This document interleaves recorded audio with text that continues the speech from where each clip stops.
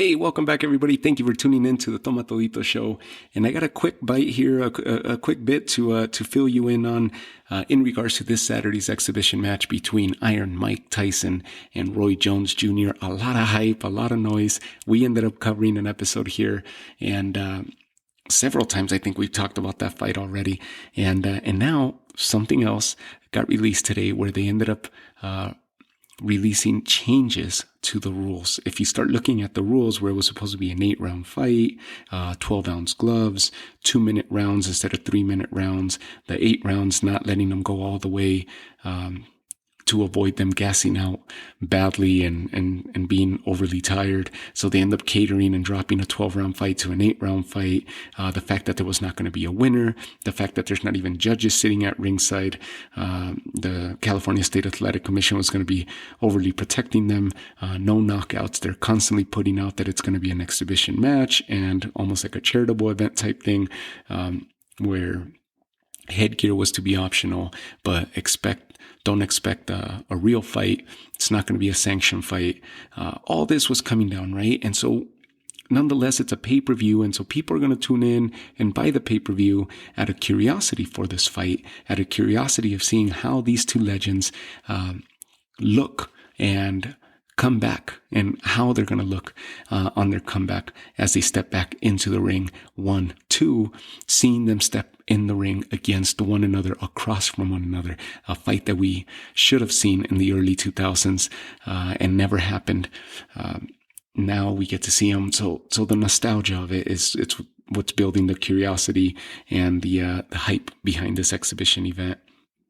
Nonetheless, something came down today, and some changes were made because of how dissatisfied people are being, and possibly affecting the people that are going to be buying this. I wish this would have come out sooner, because it would have given more time to promote this rather than a few days before the event actually happens. The fact that they released the rules and stuck with it for so long may have very well caused a lot of people to feel dissuaded towards buying this pay-per-view. So now the changes that came down were, 1, they are going to declare a winner now. The judges are going to, whether they're guest judges, celebrity judges, they are going to declare a winner at the end of the fight. That's one change. 2, they're going to allow knockouts, knockdowns and knockouts. The rule, if there's any severe cuts, is still going to be in play. It looks like the referee is going to be overly involved and watching in case this breaks out into a real fight. But there's no way that you see Mike Tyson go in there and just pitter-pat somebody and play around in the ring. And by that same token, Roy Jones has been preparing, because he's been saying it interview and interview again. Every interview he does, he keeps mentioning it. How do you see Mike Tyson just showing up wanting to play around? Like, I'm going to prepare as if he's showing up for the best of them. If he ends up taking it easy, then I'll take it easy. But I'm going to show up ready to defend myself, because I expect Mike Tyson to just come out and want to kill me, just take my head off. So he's going to be ready.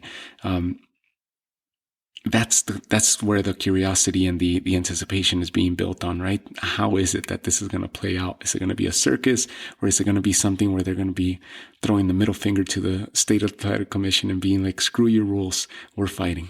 And then we could potentially see an actual sanctioned fight down the line in this Legends League that Tyson's putting together. Nonetheless, that was another one of the changes that came in. So the knockouts,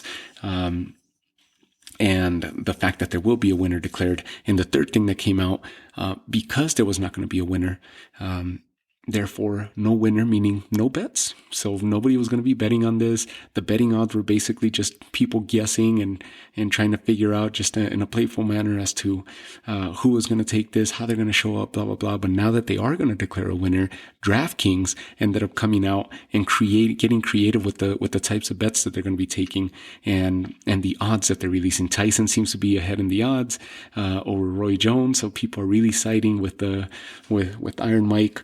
And the types of bets that DraftKings created. Another one was based on overall who's going to be winning in the pay-per-view in the entire card, right? Like which side would be winning, A side versus B side, and also bets on the undercard of the celebrity match between the basketball player Nate and fighting the social media guy Jake Logan, young brother of Paul Logan.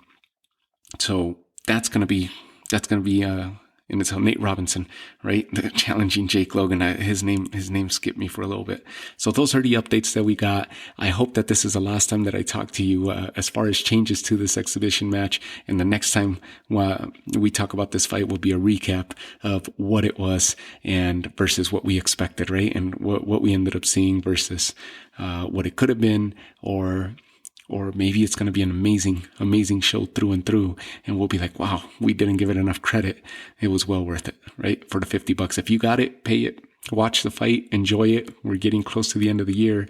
Why not go out with a bang and watch some good boxing and some good entertainment at that? So take care of yourselves, and we'll talk soon.